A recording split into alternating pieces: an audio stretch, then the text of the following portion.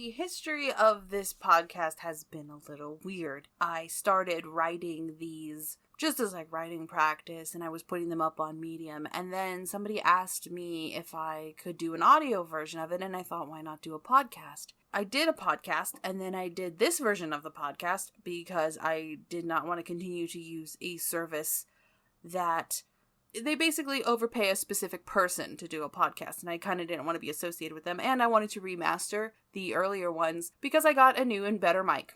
That being said, the intro for this one is not quite relevant anymore, so I'm just going to go ahead and jump right in and just start it. So this is Rereading My Childhood, The Babysitter's Club number 6, Kristy's Big Day. Elizabeth Thomas is getting married to Watson Brewer in September, and she wants Kristy to be her bridesmaid. Kristy is excited to wear a dress and stand by her mother, which surprised me as I thought if Kristy was seen in a dress she would combust. But you know, it's a special occasion and Kristy is happy for her mother. It's incredibly mature of her to put aside her clothing preferences for one day to make her mother happy. However, there's a snag. Kristy's mother's company is sending her on a business trip the week of her wedding, and there's a new family that wants to buy Kristy's house and they want to move in next month. The wedding is not postponed. No, it's moved up.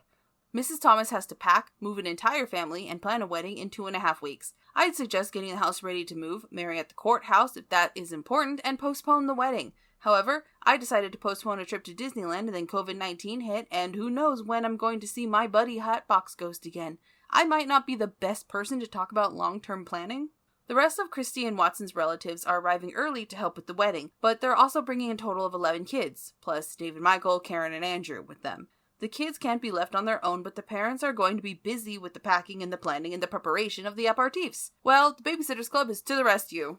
Since they're on summer vacation, many of their charges are also taking vacations. There's a big hole in their job calendar, so they step up to create what is essentially a day camp for the Thomas Watson relatives, a future BSC staple. Watson and future Mrs. Brewer, I'm assuming, I wouldn't want to be a Mrs., but since it's the 80s, I'm assuming Lizzie will take the title. We'll pay the BSC a total of $600 to watch over 14 kids for a week. $125 per BSC member. That's nothing to scoff at in $1987. Today that would be $1,300 or about $260 a piece. But they're going to have to earn it, and the next few pages showcase why these girls are worth more than $1,000. The first thing the girls do, after accepting the job of course, is to list all the kids and their ages. Marianne organizes the list by age. 2 of the kids are babies, and Marianne volunteers to exclusively care for those 2. The rest of the kids are split into groups of similar ages and are assigned to a babysitter. Then the girls name each group with a color and a symbol and create name tags. Their corresponding babysitter will wear the same name tag, and this allows everyone to know which group they're in. This also helps the babysitter remember the names of the kids. I was reading this book in 2 sentences after the list of kids. I already forgot all their names, except the regulars David, Michael, Karen, and Andrew.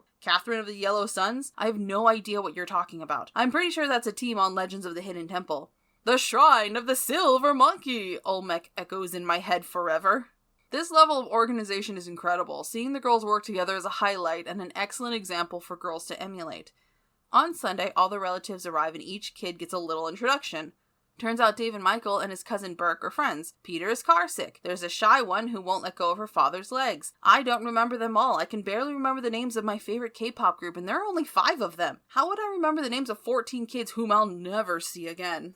Monday arrives and it's T-minus 5 days to the wedding and the first day of the Brewer-Thomas It's All Relative Day Camp. It's not called that, but it should be.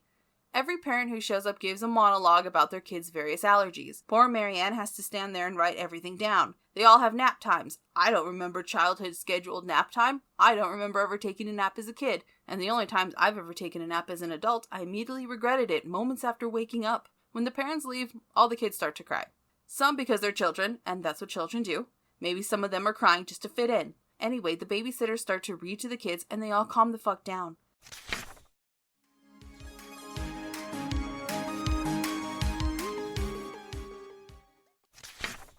The next day, they take the kids to various field trips around Stoneybrook. Just to name a few, Claudia takes her kids to the library, Stacy goes to the brook, and Dawn takes her kids to the school playground. Unfortunately, Dawn's group is Karen, David, Michael, and Burke. The 3 tell the other children on the playground about the Martians who are coming to fight humans with ray guns. The other children run screaming, and Dawn ushers the group away from the playground or else face the horrific wrath of the playground counselor, Fran.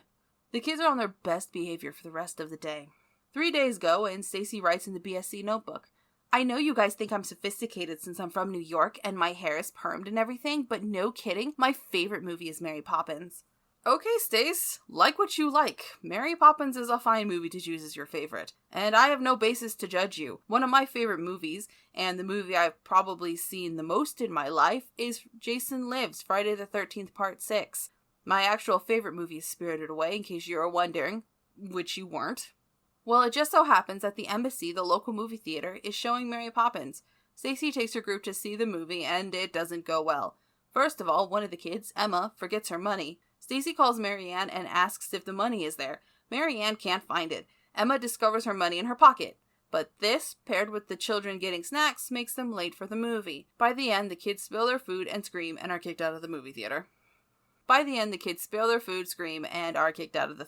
On Thursday, the boys at the camp all have to get haircuts. Marianne is tired of taking care of two babies, so she joins Kristy in this task. They take the kids after lunch when the kids are, well, hopefully, tired. It does not go well. The barber is overwhelmed, the kids ask for strange haircuts instead of the standard boring stuff appropriate for a wedding, and Kristy chastises David, Michael, and Luke when they act like brats. The day before the wedding, it rains all day and the camp is moved inside. There's going to be a rehearsal dinner later, so the BSC gets the idea to put on a rehearsal for the rehearsal. They're going to marry off Karen and David Michael. Not really, of course, it's not West Virginia. Prove me wrong, West Virginia. The others volunteer for their remaining roles, including Luke as the minister and Burke as the bride's father, to give her away. My thoughts on the antiquated idea of the father of the bride giving his daughter to another man as if she were a Buick is coming soon. While the ceremony takes place, the BSC takes pictures of the whole thing. Of course, when it comes to the kissing part, David, Michael, and Karen recoil in horror. One more bad thing has to happen. While the kids are getting dressed for the rehearsal dinner, all the clothes are mixed up. Emma moved the clothes around for some reason. Kristy punishes her by making her sit in a room by herself to think about the trouble she caused. That punishment never worked for me. All I thought was, oh thank God, I get to have some time alone. However, it does work for Emma. At the end of the week, the BSC is paid, including a bonus of $10 each. Don't break the bank there, Watson. You're only the richest person in Stoneybrook. The only thing that goes awry during the wedding is Karen screams when she sees Morbid Destiny. This is addressed fantastically in the Netflix series. In the book, the parents just usher Karen away and pretend she didn't just scream at the neighbor. Finally, as a wedding present, Kristy gives her mother and Watson a hand-drawn family tree.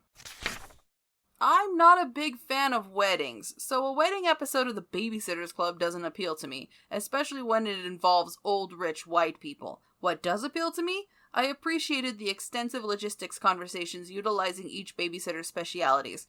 I like the personal drama, but it's better when the drama doesn't involve petty fights between the members of the BSC. The conflict should come from outside the club.